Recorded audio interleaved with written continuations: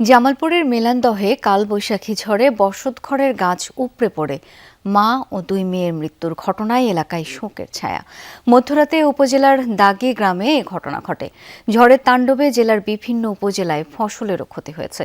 বিদ্যুৎ সরবরাহ বন্ধ হয়ে যায় বিভিন্ন এলাকায়। এদিকে নওগাঁর আত্রায়ে ঝড়ে ভেঙে পড়া গাছের চাপায় প্রাণ গেছে এক নারীর।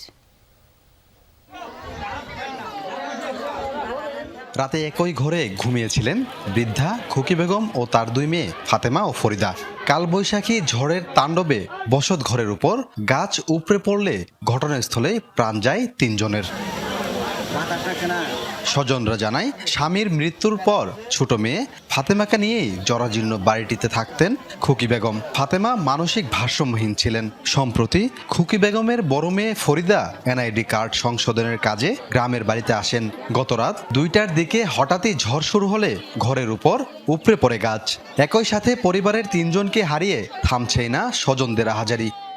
ওরা 3 মাস একশোর মধ্যে আসিল, তার মধ্যে এই যে বাউরে গাছটা চালুরে ফেলাই দিয়ে চাপা দিছে, 3 জন একসাথে মেরেছে। এ ঘটনায় এলাকা জুড়ে শোকের ছায়া। খবর পেয়ে ঘটনাস্থল পরিদর্শন করেছে পুলিশ। শরীরের উপর দিয়ে ছিল, চাপ খাইয়া ছিল।